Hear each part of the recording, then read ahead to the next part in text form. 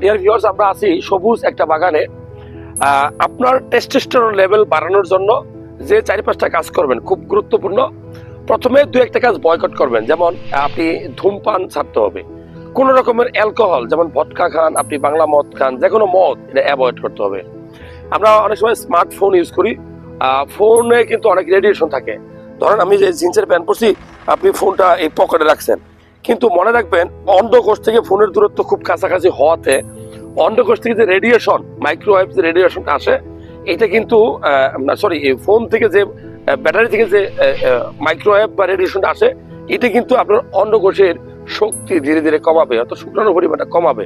এই জন্য ফোন যতটা পারেন কম ব্যবহার করবেন। রাত্রে ঘুমানোর সময় মাথার নিচে ফোন যদি রেখে ঘুমালে কি হয়, খুব ক্ষতি হয়। আপনার ঘুমের ডিস্টার্ব হবে। ব্রেনের যে পিটুইটারি গ্ল্যান্ড আছে, এইখান থেকে কিন্তু এই হরমোনটা বের হয়ে আসে। এখন এই মাথার নিচে যদি আপনি স্মার্টফোন রেখে ঘুমান, তাহলে ঘুম একদিকে কম হবে। 8 থেকে 7 ঘন্টা বা 7 থেকে 8 ঘন্টা পিওর ঘুম হইতে হবে।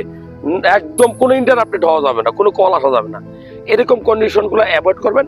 ভালো খাবার খাবেন, সবুজ শাকসবজি সবচেয়ে বেশি খাবেন, কারণ ভিটামিন সি থাকে, ভিটামিন এ থাকে, তারপরে আপনার বিটা ক্যারোটিন থাকে, লাইকোপেন থাকে, অ্যান্টিঅক্সিডেন্ট থাকে।